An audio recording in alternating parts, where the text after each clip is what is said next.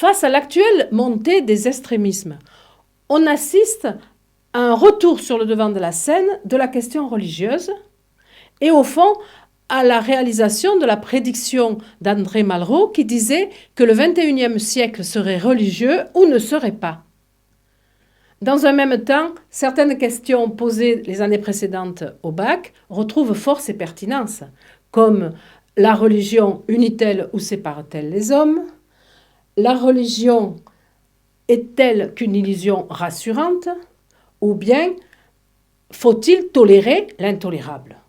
Enfin, dernière question, celle que nous allons traiter immédiatement, la religion et la raison sont-elles en accord? Est-ce qu'il est raisonnable de croire? Ou faut-il abandonner toute raison, toute rationalité lorsqu'on est croyant? Le titre de notre chapitre, est-il raisonnable de croire, correspond quasi exactement à un certain nombre de sujets qui sont sortis au bac au fil des années. Sous des formes diverses, c'est le même sujet. La croyance religieuse implique-t-elle une démission de la raison? Peut-elle s'affranchir de toute logique? La raison entre-t-elle nécessairement en conflit avec la croyance? La foi religieuse exclut-elle tout recours à la raison? Vous noterez que dans ce titre, le mot employé est raisonnable, mais il aurait été tout aussi légitime, et peut-être même plus, d'écrire « est-il rationnel de croire ?»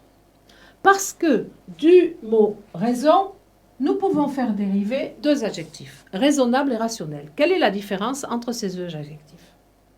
Le mot raisonnable a une dimension orale et sociale. Est-il vraiment raisonnable de manger Dieu tous les dimanches, comme le disaient et le font les chrétiens? Est-il raisonnable de s'installer au milieu de la rue à heure dite pour prier à Allah? Est-il raisonnable de refuser de prendre sa voiture ou l'ascenseur parce que c'est fin de semaine pour les juifs? En revanche, rationnel renvoie à une dimension logique, intellectuelle. Est-il rationnel d'affirmer qu'un être un jour a ressuscité, comme le Christ? Est-il rationnel d'affirmer qu'il y a une vie après la mort? Est-il rationnel de parler à quelqu'un qui est invisible, Dieu?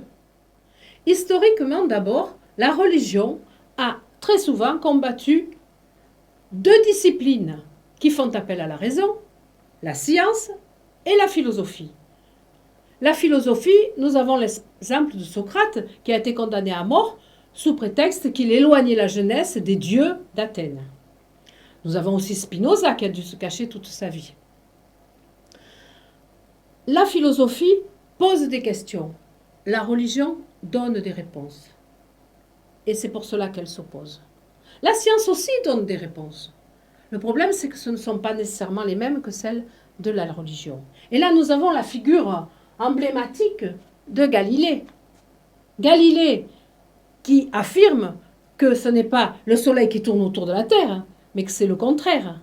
Et l'Église qui dit « ça n'est pas possible », vous devez effacer cette déclaration. Pourquoi? Parce que d'un point de vue idéologique, on dirait, l'Église n'accepte pas que la Terre ne soit pas le centre, puisque la Terre est le lieu où se trouve l'homme créé à l'image de Dieu. Et que donc tout doit tourner autour de ça, ce qu'on appelle le géocentrisme. Quelles sont les différences entre la démarche religieuse et la démarche scientifique? Le scientifique va s'appuyer sur des preuves, sur des arguments, sur des démonstrations. En revanche, le religieux s'en tient à des préjugés, c'est-à-dire à des vérités affirmées avant tout examen rationnel de ces données, à des opinions tant haïes par les philosophes, appelées en grec doxa. La différence essentielle entre la religion et la science, c'est que la science est de l'ordre du savoir, la religion de la foi et de la croyance. Je sais que 2 et 2 font 4. Il serait absolument ridicule de dire que j'ai foi en l'idée que 2 et 2 font 4, que je le crois. En revanche, affirmer que Jésus est ressuscité et qu'il y aura une vie après la mort, là, je dois dire, j'y crois. L'histoire de saint Thomas illustre cette différence. Saint Thomas, disciple de Jésus, refuse de croire qu'il est ressuscité lorsque ses amis le lui disent. Il dit « Je ne le croirai que lorsque je l'aurai vu et que j'aurai mis mon doigt dans la plaie de son côté ». Un jour, il se retrouve face à Jésus Et Jésus lui dit, c'est moi, mets ton doigt. Et saint Thomas met le doigt dans la plaie et dit, je crois. Ce qui est une absurdité. Parce qu'il ne croit plus à ce moment-là. Il sait, il a vu, il a eu la preuve. Donc la croyance ne peut fonctionner que sur des choses dont on n'a pas la preuve, des choses non démontrées. La question restera de savoir si elles sont indémontrables. D'où la phrase de l'Antiquité qui dit en latin « credo quia absurdum », c'est-à-dire « je crois parce que c'est absurde ».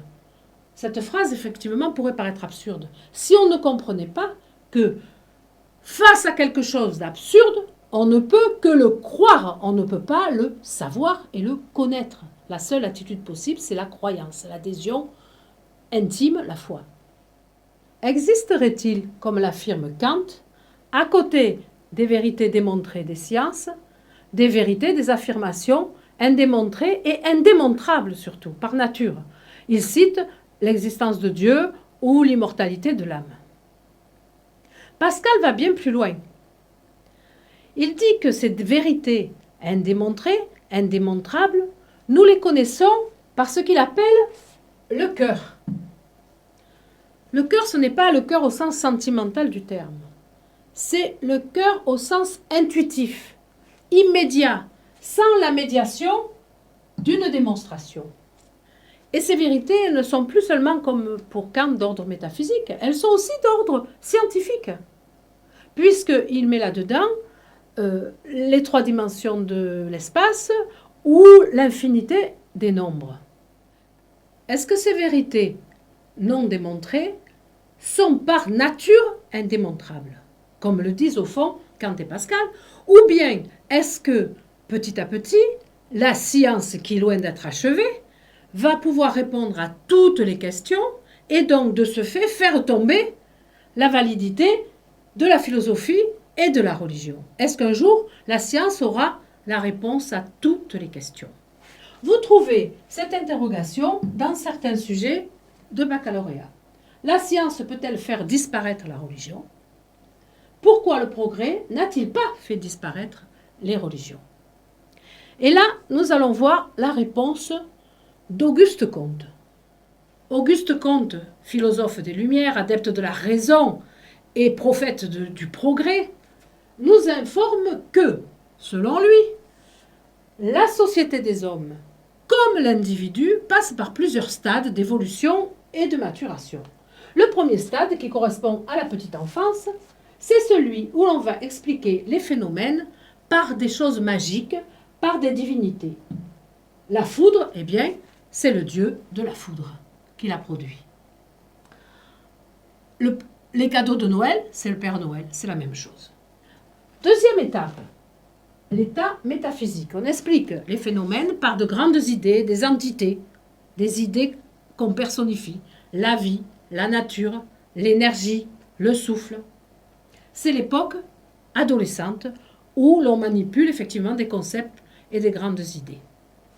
Troisième étape, l'état adulte de la société et de l'individu, l'état positif ou scientifique. Positif, Auguste Comte, c'est le créateur du positivisme, il faut le savoir. Dans cet état scientifique, on explique les phénomènes par d'autres phénomènes, et donc la foudre par un phénomène électrique, lui-même s'expliquant par je ne sais quel nuage et quel phénomène climatique. Dans ce contexte, la religion ne serait qu'un reste, une résurgence d'un état antérieur, archaïque et infantile. Ça n'est pas du tout la position de 2 grands philosophes français, Descartes et Pascal, qui affirment, nous allons le voir dans le cours suivant, que raison et religion peuvent tout à fait faire bon ménage.